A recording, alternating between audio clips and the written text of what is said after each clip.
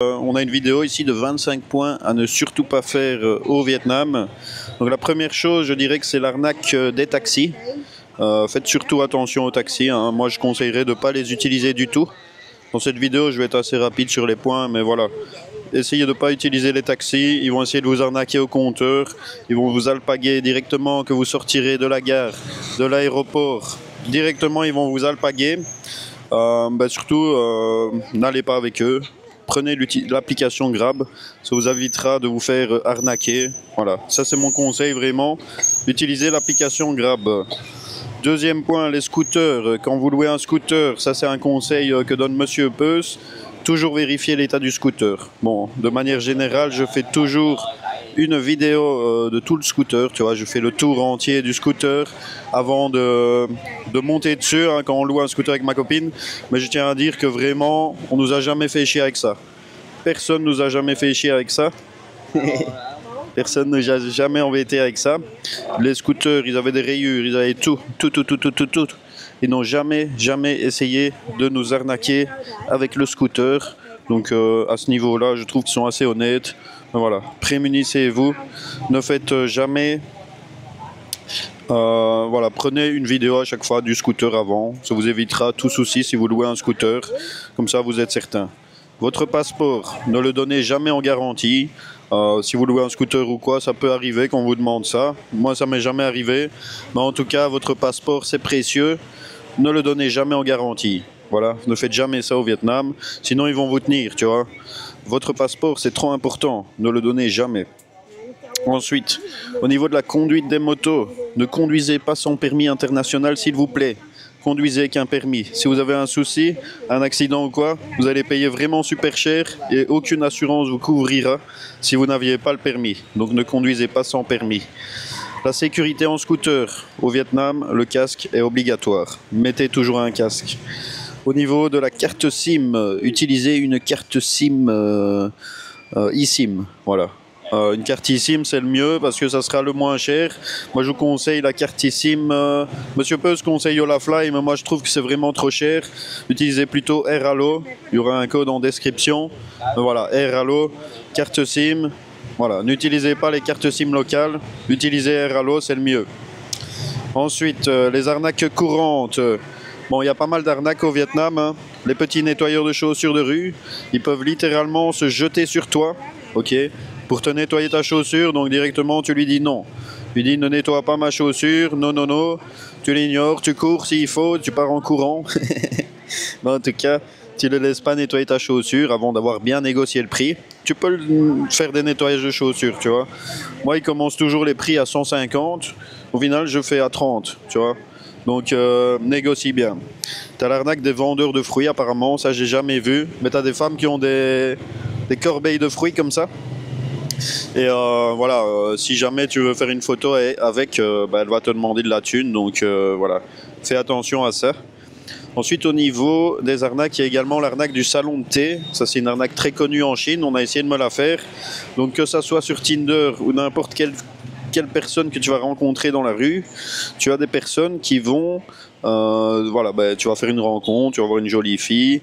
Elle va dire, écoute, on va aller boire un verre. Tu vas aller au restaurant avec elle. Et ça va pas être terrible. Ça va pas être terrible parce qu'elle va t'emmener dans un bar bien précis. Et en fait, à chaque verre que tu vas consommer dans ce bar, tu vas payer plus cher. Parce qu'elle, elle obtient de l'argent en fait. Elle a une commission à la vente. Donc voilà, si jamais tu rencontres une fille, que ce soit sur Tinder, dans la rue, même au massage, tu parles à une fille du salon de massage, ne va jamais dans le bar qu'elle veut. Ne va jamais dans le bar qu'elle veut parce qu'il y a de fortes chances qu'elle ait des commissions là-dessus. Donc n'y va pas. Voilà. Au niveau de, voilà, ça c'est un autre truc, c'est un point plutôt personnel, mais au niveau du monde de la fête, tu vois, ici je suis à Bui Vien, je suis dans la Walking Street où c'est la fête. Quand c'est le soir, dans la rue, on va te proposer des produits stupéfiants.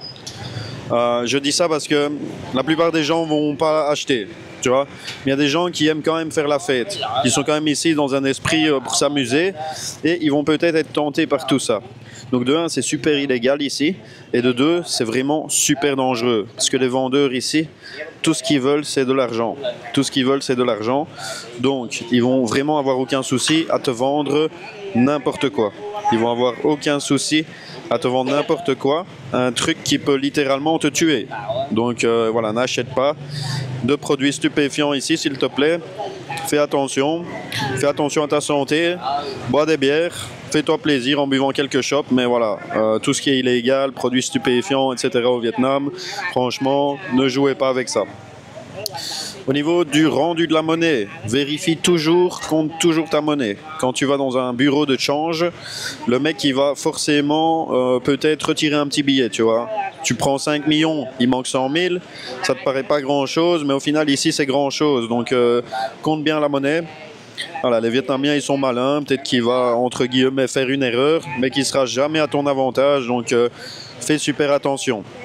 Alors négocie absolument tout ce qu'on te propose dans la rue. Ici, on te charge le prix, le double, le triple, le quadruple, j'ai même eu prix x20. Une fois un mec voulait me vendre un briquet 500 000 alors que ça coûte 25 000, tu vois. Donc négocie tout le temps. La seule exception, c'est la nourriture. Ne négocie jamais la nourriture, c'est super mal vu, d'accord? Au niveau de la street food, évite absolument les stands de nourriture désert. S'il n'y a aucun local, ne va pas là-bas. Va dans les endroits où il y a des locaux. Va dans les endroits où il y a plein de locaux, où c'est blindé de locaux. Parce que la street food ici, c'est vraiment délicieux. Et si tu te dis, la street food, je vais tout simplement ne pas y aller, parce que j'ai pas envie de me faire empoisonner, ben, tu vas louper un truc vraiment sympa. Parce qu'il y a plein d'endroits où vraiment les locaux mangent, où c'est safe, où c'est délicieux et où c'est pas cher. Donc privilégie vraiment les endroits où il y a beaucoup de monde. Si tu vois plein de locaux qui sont en train de se délecter de plats à cet endroit, ben, tu peux y aller, il n'y a pas de souci. Au niveau de ton comportement, ne t'énerve jamais, ne crie jamais. Ici on est calme, on est respectueux. Si tu t'énerves sur quelqu'un, tu vas l'humilier. Tu vas fortement l'humilier et ça va mal se passer parce que ici les gens ne peuvent pas perdre la face. Il ne faut pas faire perdre la face à quelqu'un. Si tu fais ça, ça va mal se passer pour toi. Reste calme, ne t'énerve pas, ne crie pas, ne l'humilie pas. Au niveau des pourboires, tu vois, ici tu vas te retrouver rapidement avec plein de petits billets. Rapidement ici tu vas te retrouver avec des petites coupures. Tu vas avoir plein de petits billets comme ça, 1000, 2000, 3000. Ces petits billets-là, ben voilà, si jamais tu veux laisser 10 000 à quelqu'un en pourboire, ben lui donne pas ces petits billets-là.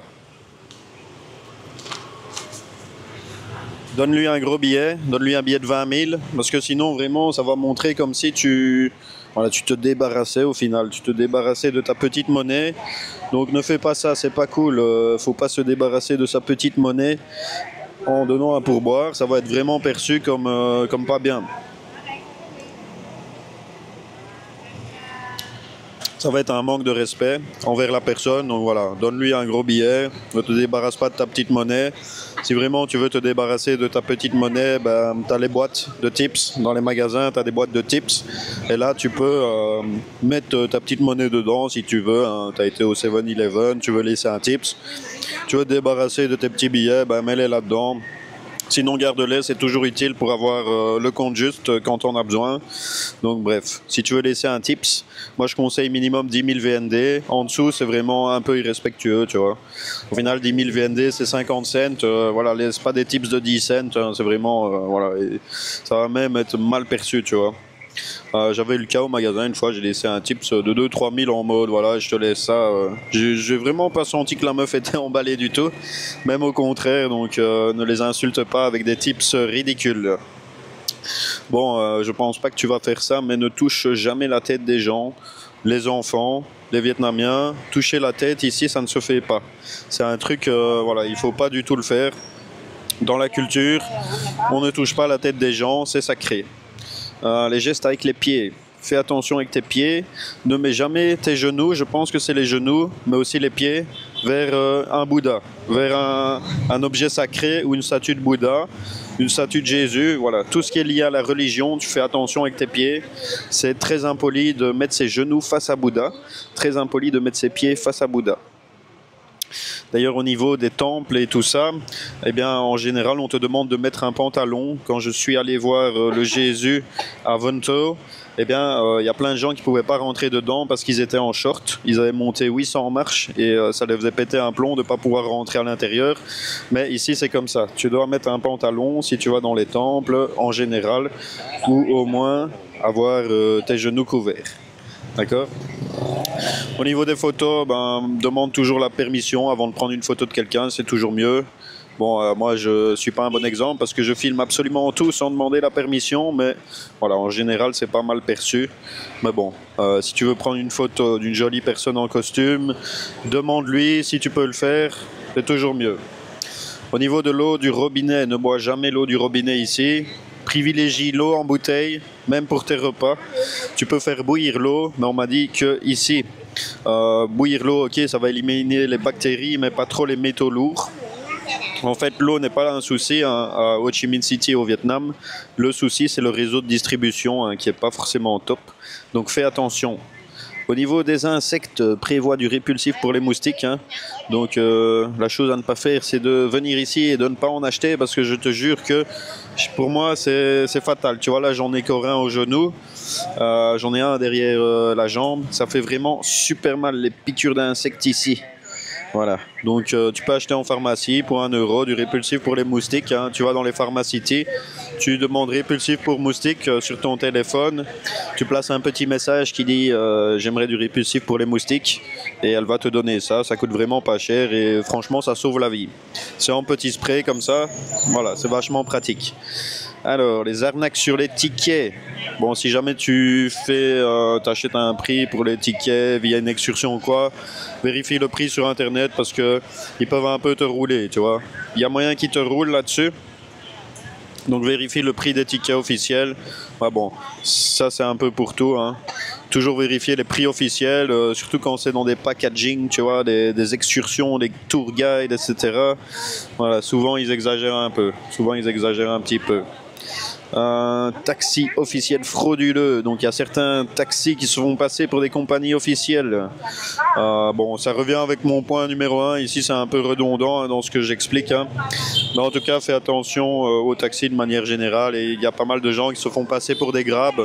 Ils prennent leur téléphone avec un logo Grab. Ils ont une tenue Grab. Ils ont tout d'un Grab, mais c'est pas des Grab. Donc tu leur fais confiance seulement que si tu as l'application Grab et que c'est son numéro de plaque.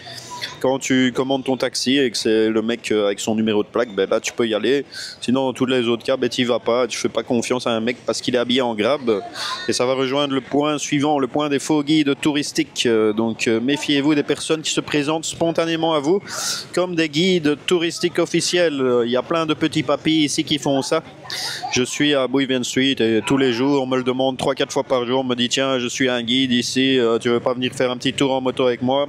Je l'ai fait une fois avec Tony, vous verrez la vidéo avec Tony ici. Vous verrez la vidéo avec Tony ici.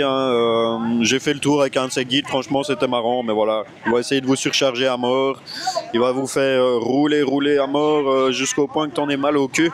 Et moi j'en avais vraiment mal au cul à force après la balade avec Tony, qui était vachement cool, mais vachement épuisante et vachement chère. Donc méfiez-vous de ces guides autoproclamés. Ils sont très bien organisés, ils ont un petit journal où il y a vraiment plein de gens qui écrivent plein de choses bien sur eux. Ils ont des belles tenues Grab, ça met bien en confiance. Il y a un guide, il m'a fait rire, il m'a dit écoute, je suis Grab. Il m'a montré sa moto. Sur sa moto, il avait écrit Grab à la craie lui-même. Tu vois, il m'a dit regarde, je suis Grab officiel, n'aie pas peur. Il avait lui-même écrit Grab à la craie. Je me dis, il se fout vraiment de ma gueule. Alors, gaspillage de la nourriture. Ici, c'est très mal vu dans la culture vietnamienne. Donc, il y a des gens qui n'ont pas à manger à leur faim. Voilà. Prends uniquement ce que tu as besoin, surtout dans les buffets. Ne gaspille pas. Bon, voilà. À part quand je suis allé au Sheraton, je ne l'ai pas fait. Bon, au Sheraton, je payais 200 balles la nuit, donc je me suis permis de gaspiller un petit peu. Mais ici, dans la culture, c'est pas à faire. Et puis, de manière générale, par respect pour les gens qui n'ont pas à manger. Voilà, mange, ne prends que ce que tu as besoin, ce que tu n'as pas besoin, n'y touche pas. Alors, règle des marchés, ne pas toucher la nourriture à main nue.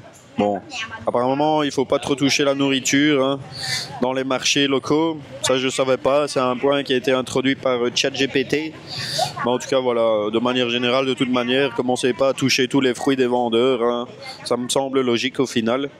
Et accepter un prix raisonnable. Si vous négociez trop et que le vendeur accepte. Bon, ChatGPT, tu dis vraiment de la merde là.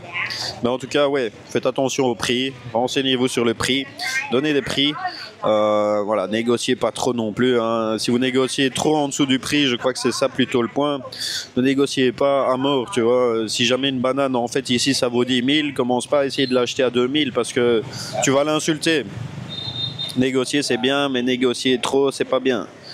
Alors, transport de nuit, évitez les bus ou trains de nuit bas de gamme pour des raisons de confort, de sécurité. Bah oui, moi je suis d'accord. Privilégiez les bus premium si vous avez les moyens. Moi j'ai voyagé en Thaïlande avec des bus vraiment pourris et franchement je l'ai regretté parce que quand j'ai pris un bus premium c'était un peu plus cher mais ça changeait tout. Tu étais vraiment assis dans un siège. Alors là, on est allé à Ninh Binh dans la fabuleuse limousine. Quand on est allé à Ninh Binh dans la fabuleuse limousine, eh ben, je vous jure, j'avais un siège qui me faisait même des massages. J'avais un siège qui me faisait même des massages. Il y avait un petit truc sur le côté où tu pouvais poser ton téléphone, tu vois, et ça faisait chargement sans contact.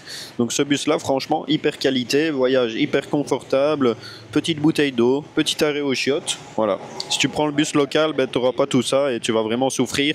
Donc, n'hésite pas à mettre un petit billet, surtout les longs trajets, hein, ça coûte pas cher. Hein. Allez, 10 €, on faisait 3 heures de bus. 10 €, 3 heures de bus, hyper premium. Donc, le prix d'un ticket de train en Belgique, ici, tu as un bus méga premium où ton siège te masse. Voilà, c'est pas mal. Alors, au niveau du changement de l'argent, eh bien, préférez les banques au bureau de change. Voilà, parce que souvent tu as un taux désavantageux. Moi je vous conseille TP Bank. Ici j'ai vraiment aucun frais sur les retraits et je peux retirer par 5 millions. Je peux le faire plusieurs fois d'affilée. Donc voilà. Retirer via TP Bank, ça c'est une bonne astuce. Donc je pense que j'ai tout dit. Voilà. Sur les choses à ne pas faire au Vietnam. Hein. Je réfléchirai un peu si je vois d'autres choses qui me viennent à l'esprit. Bon, je dirais qu'une chose à ne pas faire au Vietnam, une dernière chose assez personnelle, c'est de ne pas avoir peur. En fait, ici, tu es dans un climat très safe. Donc voilà, prends ton temps, n'aie pas peur, ne sois pas timide. Tu vois, il y a plein de choses incroyables à découvrir si tu prends ton temps. Il y a les petits stands locaux, il y a les stands de street food où vraiment tu vas arriver devant le stand, il y aura plein de locaux, mais tu vas être un peu perturbé au début. Tu vas te dire mais c'est quoi ce stand, quelle est cette nourriture?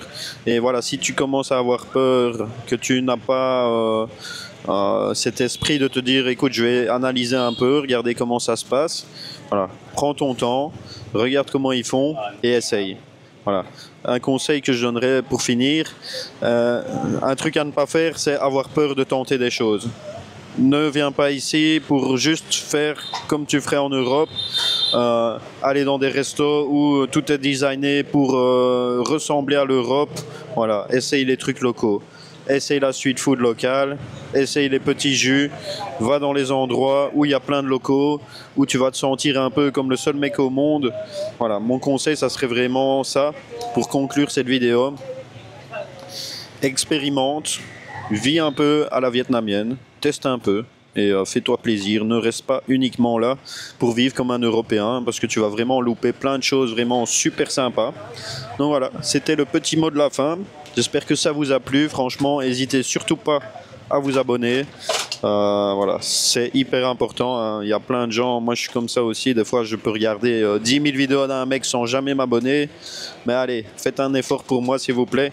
Cliquez sur ce bouton. Je vous jure que pour moi, pour vous, c'est un petit geste. Pour moi, c'est vraiment une chose très importante car ça me motive.